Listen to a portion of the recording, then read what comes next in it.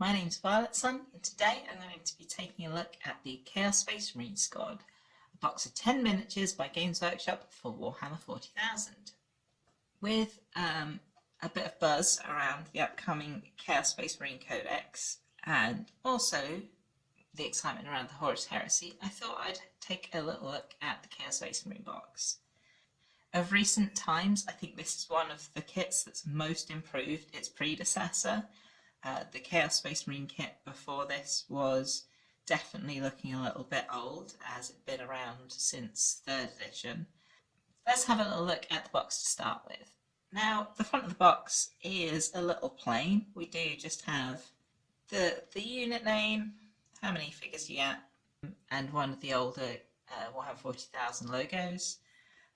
The very nicely painted studio miniatures, and dingy black void. This is an older box design, hopefully it'll get updated at some point. The back of the box, however, is absolutely amazing. I really love this.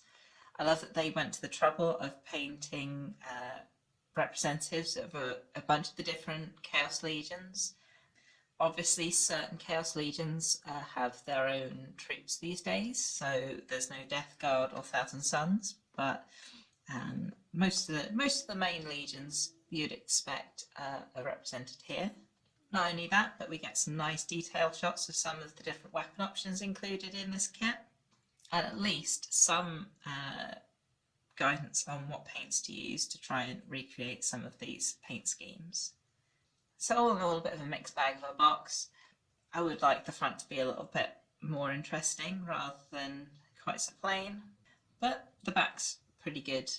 Nice to see some painting advice where people can pick up the paints without having already opened the box. But let's take a look at what you get inside. Well, my little cutting mat is absolutely packed. There's so many parts in this kit, and yeah, let's just have a little look. Of course, you get the instruction manual. You get a nice big sheet of transfers for all sorts of different Chaos Space Marines. Bag of bases. And then 3 great big frames of plastic parts. There's a lot going on in this kit. But let's take a little look at the instructions first of all. It's a nice full-size booklet, really clear illustrations, good use of different colours to show which parts are new parts, which parts are previous assemblies. I think it's quite clear. There's a lot of optional parts in this kit, and I do think they make it quite clear as to which arms are designed to be used with which weapons without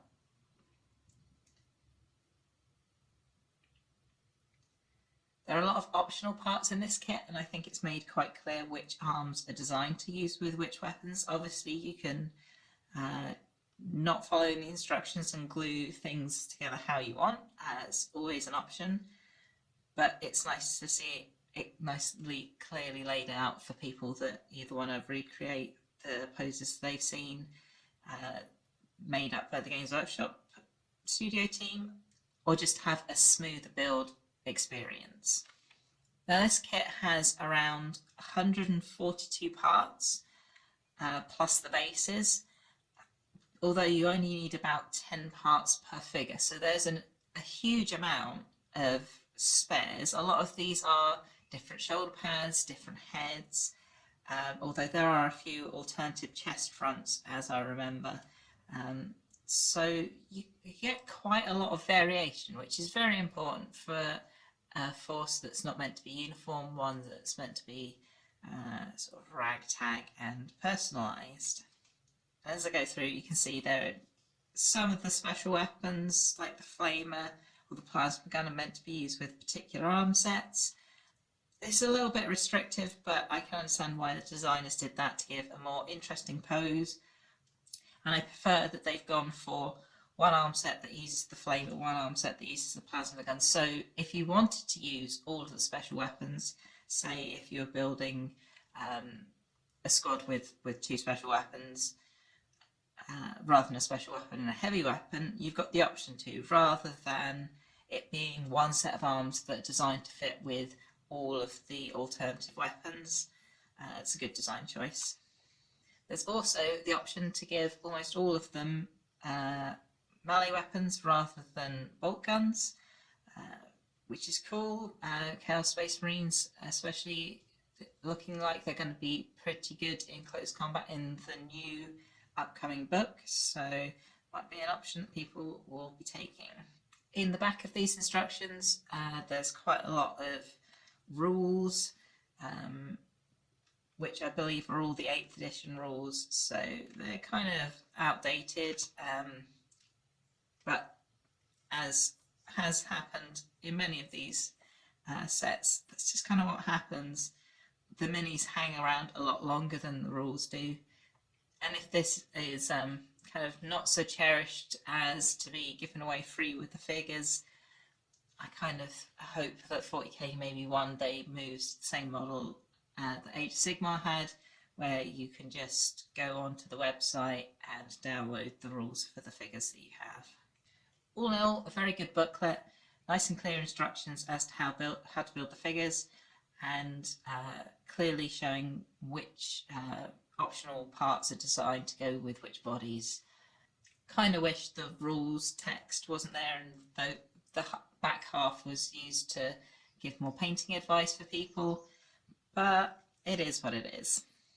Now, I think this is the first kit we've taken a look at that's had such a big sheet for slide transfers, or as they're called in the US, decals. I really like this set. They're nice, simple, bold designs. Most of them are just a single colour. There's some metallics in there for the gold for the Sons of Horus and some silver for the Iron Warriors. Applying transfers to curved surfaces like the shoulder pads of a Space Marine is quite an advanced skill, so it's possibly not something that brand new collectors are going to be comfortable doing. But personally, I really like this kind of detail. It really adds a lot of interest to a model with relatively low amounts of effort, once you get the hang of it anyway. Now let's have a look at some of the plastic. I'm going to go through the bodies to start with, and then take a look at some of the weapons, and then move on to things like heads and shoulder pads that can be sort of swapped around between the different models. The first model in the instruction booklet is the Aspiring Champion, and you do get a lot of options for this model. The same back of the torso can be built with 3 different torso fronts, including these two, which I believe are meant to be depicting a sort of corrupted Mark 6 and a Mark 5 armour. These are both very nice. I love all the extra detail that are included with these designs. The sort of tabards and the grenades and pouch and stuff all being sculpted on. It looks so much better than the previous kit that had kind of these separate accessories that always looked tacked on rather than part of the model. This is a much better way around of including this sort of detail. And then the actual Aspiring Champion torso front, or the one that's meant to be the Aspiring Champion, it's got this very elaborate, kind of spiky front collar, big Chaos Star belt, and these long strips of leather, studded leather, and that little Chaos Star with a skull hanging from a chain as well. Lots of nice little details. Obviously lots of banding and skulls, as of course is fitting for both 40k and particularly Chaos. So yeah, right off the bat, this first model has 3 different fronts for the same torso. So much variety possible. The back piece for that torso is a little more plain. There's not quite as much detail. It does have one of the legs built in with a bolt pistol strapped to the thigh. And the other leg for that torso is here. Now this brings me to one of the negative points for this kit, is that the parts are a little spread out.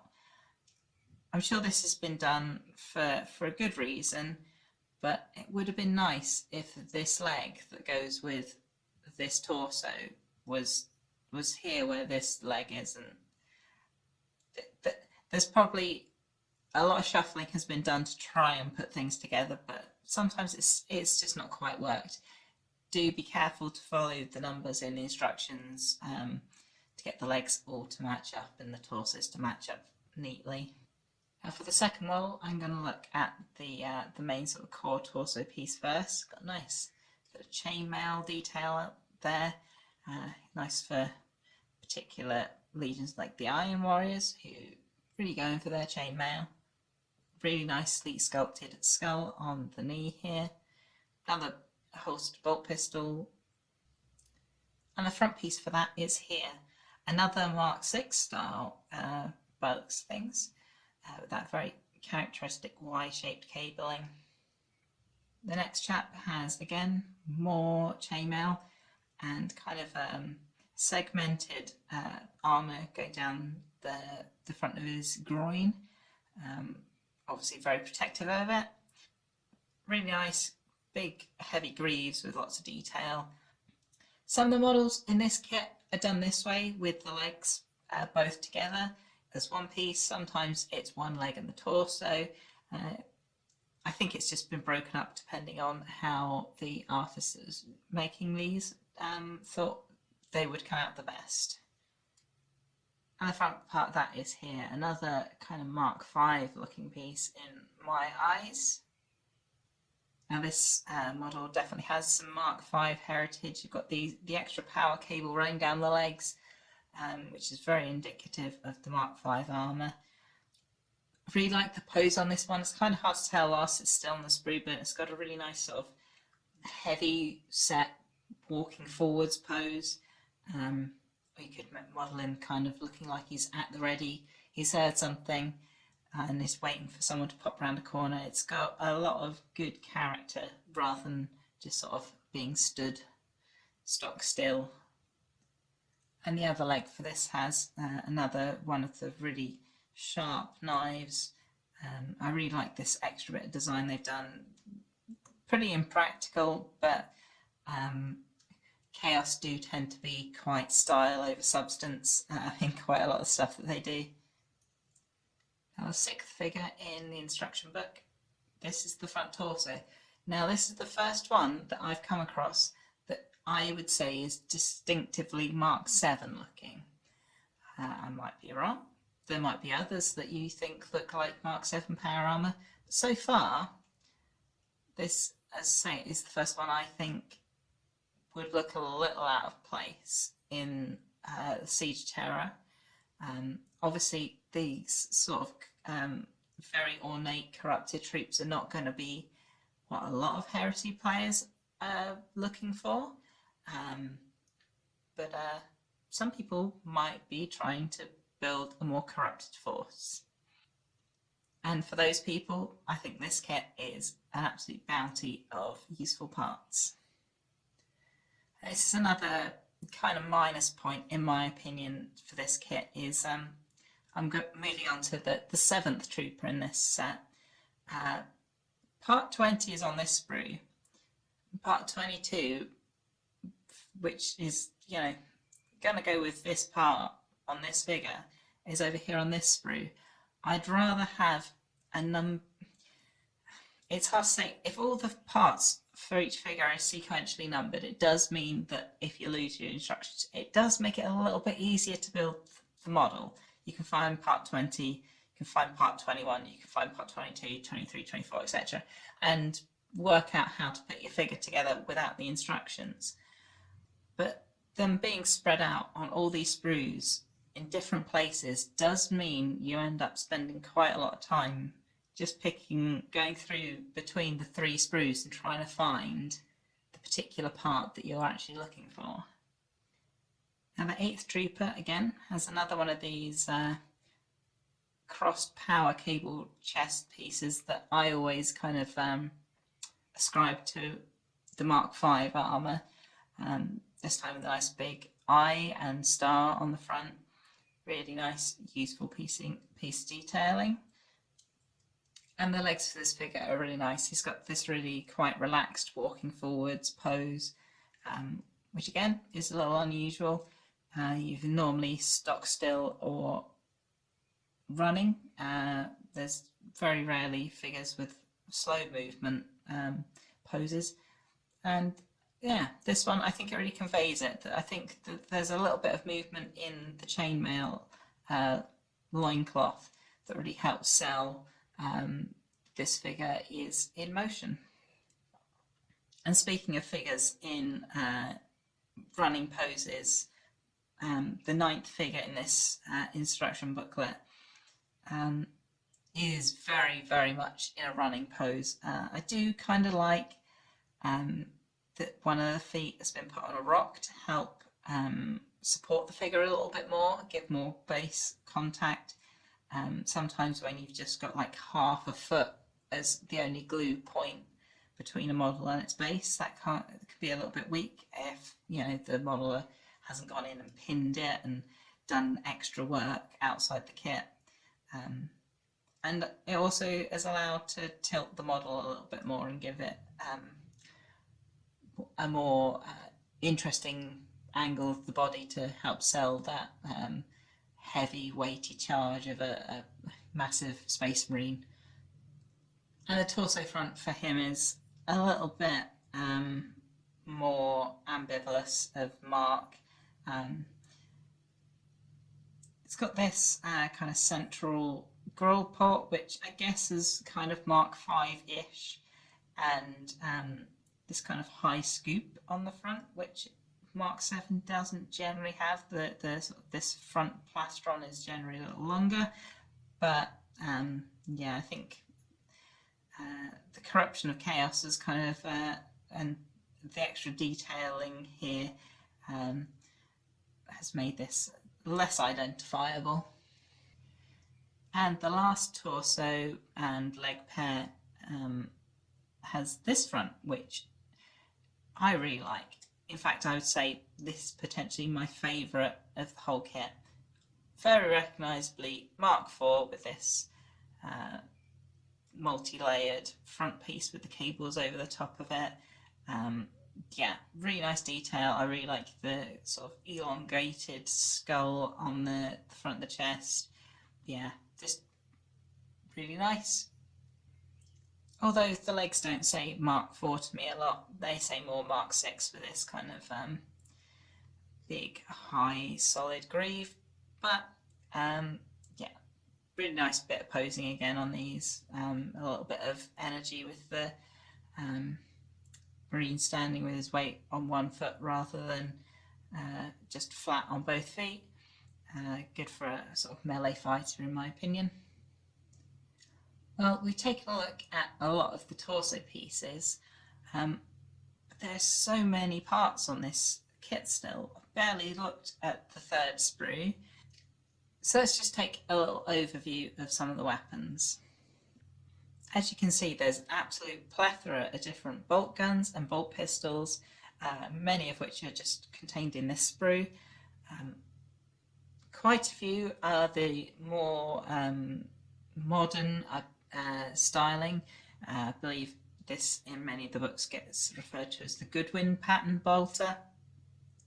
But they've all been somewhat personalised with different ornamentation of spiky chaos bits, different ammo feeds, like ammo belts and drums, and even one with sort of attached together, lashed together double magazine, which I think really adds some character to the figures.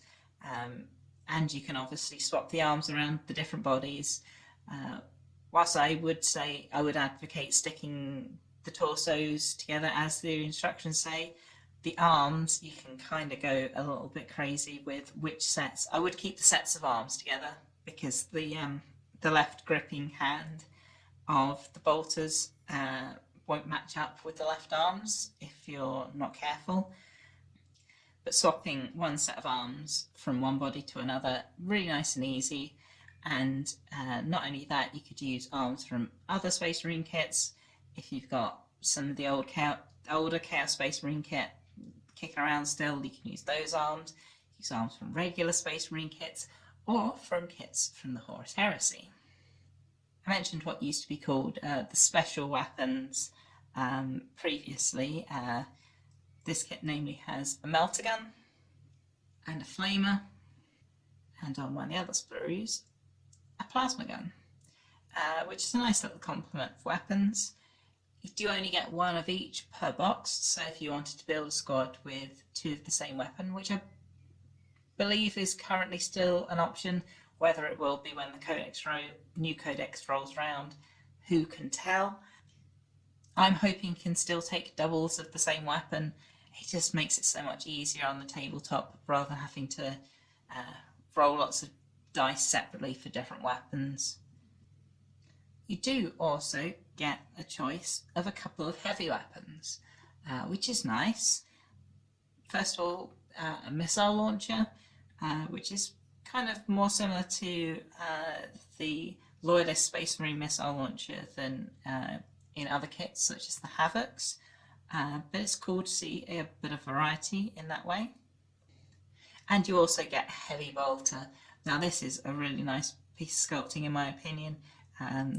The designers managed to make it look really beefy, really chunky piece of equipment without looking too implausibly unwieldy even for a Space Marine. Now there's a lot of choices of melee weapons too. The Aspiring Champion alone has a big power axe.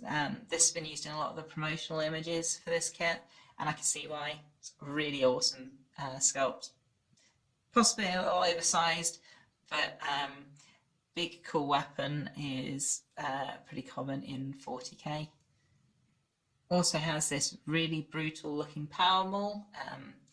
Really like how the spikes have been done, and they actually look pretty good, despite this being kind of an awkward thing to produce in a plastic mold in one piece. There's no like horrific stretching of these. The designer was very smart with how they implemented the spikes on there. And there's also a chainsword that fits onto the same arm as the rest of the Aspiring Champions melee weapons. And it's far from the only chainsword. There's loads of them. 2 here, 2 here, another 2 here. So there's not quite enough to arm the entire squad with just chainswords and pistols, unless you go for an Aspiring Champion that doesn't have a chainsword and a couple of extra weapons like heavy weapons or assault weapons. But as soon as you've bought 2 boxes and you have one squad with bolt guns, there's an absolute ton of spare bits, and all of these chainsword sculpts are all very unique, all with extra blades and spikes, and yeah, they look really brutal, appropriately so for such a horrific weapon. Now, one part of the design that was massively changed for Chaos Space Marines with this kit were the heads. Previously, a lot of the Chaos Space Marine helmets were more or less a regular Space Marine helmet with big horns or tusks or other embellishments to make it look different.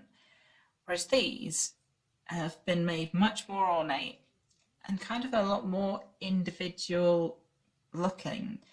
They don't really look much like particular patterns of Loyalist Space Marine armour. They do kind of look a bit like Mark 5s or maybe a bit like corrupted Mark 7s, but I think they're almost their own design, which is very good for Chaos, for 40k. Having the heads look particularly unique, as it's something that people do focus on. But if you're going to do the Horus Heresy, I think these are parts of this kit that are not as useful. They just don't quite fit the vibe, in my opinion. Perhaps with a few notable exceptions, this head has quite a Mark IV look to it, although with rather large horns and a lot more ornate extra detail on the face. I can see this being a useful part for, Thousand Suns Saucer or something like that for the Horus Heresy, or possibly one of the more corrupted parts of the other legions. Yeah, a lot of the other heads are very unique, which is say, for 40k, great thing. For Horus Heresy, maybe not so good. Another big departure this kit made from previous designs were the shoulder pads. This sort of raised rim around the top is quite common and had been on Chaos kits before, and is particularly reminiscent of the Mark III iron armour.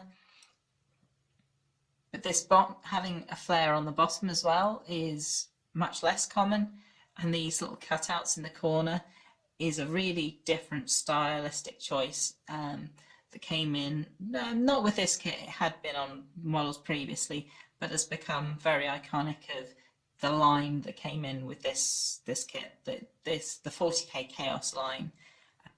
Whether you would want to use these in a 30k army, maybe not, maybe so. Again, maybe a good way of marking out more corrupted or more elite in the sort of Chaos hierarchy units is up to you. But there are some detailed pads like this one with these enormous chunky square spikes that I'm definitely going to end up using. Very, very cool extra pieces of detail. And this one with its must be sculpted skulls because they're a little too small to be actual human skulls. But again, really nice bit of detail. Some of the ones around the side here are getting a little soft. You can't quite make out the detail as well, but I think it's a really good attempt by the sculptor to get that amount of detail into such a small space. And that's not even all of the shoulder pads. There's even more. A lot of them are quite similarly designed, quite plain, with just different areas that have, the pointy bits and the extra detail is kind of moved around depending on which shoulder pad to give a little bit of variation, but a lot of them are set up so you can use those nice water slide transfers that we looked at earlier, or freehand your own extra detail if you want to do that. Although the moulded in detail of some of these Chaos Stars is really nice, really crisp, lots and lots of detail, teeny tiny little rivets, especially compared to the previous Chaos Space Marine kit. These are night and day, so much better. The only thing we haven't really looked at so far are the backpacks. Again, these are probably more a 40k design than a 30k design. I know lore-wise, this sort of designer backpack does appear in the Horus Heresy right near the end, but I think this design is more associated with the 40k versions of the Chaos Legions rather than the Horus Heresy. But the designs here are really nice. Again, lots and lots of variation. I think that's one of the best parts of this kit, rather than it being 5 models that you get 2 lots of. But it is 10 unique models, 10 different sculpts. All the backpacks are completely different. I think the previous kit only had 4 different backpacks, which when you've got an army containing a decent number of figures, you start seeing the repeats. And whilst these are all of a very similar pattern, the individual details do stop it looking too monotonous. And some of the backpacks even have alternate pieces that you can swap out for even more variation. And of course, these are all on a universal backpack joint. Even the figure with the missile launcher has been carefully designed, so these big sticky outy arms with the vents, or in this case skulls, don't interfere with where the missile launcher tube is, so you can even swap the backpacks there. There's not like one with a a cut-off side for the missile launcher, which is great. Now that was quite a quick look at these sprues, but I think you'll agree the number of parts on here, if I went into my usual depth, we would be here hours. All in all, I think this is a really fantastic kit. There's just so many parts and so much variety, and for an army that is meant to have that kind of variety, what more could you ask, really? Of course, there are a few options that aren't included: extra heavy weapons, maybe some more weapons for the aspiring champion, but already this kit is struggling to fit into a box, and I'm quite happy with that. I really like it. What am I going to be using this kit for? Well, I do have a couple of Chaos Space Marine armies. The one that I've been using this new style kit in so far is a Creations of Bile / Emperor's Children army. I'm sort of making it so it can run as either. But I think I'm going to be taking this kit and taking some of the new plastics and some of the existing Horus Heresy plastics and just swapping bits around and making some really interesting corrupted Chaos Space Marine Legionnaires. I'm not sure exactly which parts I'm using from which kit just yet. I'm gonna just sort of make a big pile and swap bits around until I end up with stuff that I like the look of. And I think this kit is great for people who want to make veteran tacticals, for instance, for the Horus Heresy. You know, the guys that are kind of in the inner circle, they are well into their lodges, and yeah, by the Siege of Terror, pretty much looking like Chaos Space Marines. Now there's so much you can do with this kit. I've already done many a conversion with it, including making some Noise Marines using the resin upgrade kit that's still available from Games Workshop. But if you've done some cool conversions, I'd really like to hear about them in the comments below. And if you were lucky enough to pick up one of the new Horus Heresy boxes on pre-order, I would love to hear which legions you're going for. Are you going to be joining the War Master and putting spiky bits all over your Space Marines, or are you going to remain a loyal servant of the Emperor? Thank you very much for watching. If this video has been helpful, if you could leave a like, that'd be much appreciated. I've got a lot of videos already on my channel if you'd like to see some more reviews in this style. And subscribing to the channel is the easiest way to know about new videos as they're coming out. And as always, happy hobbying!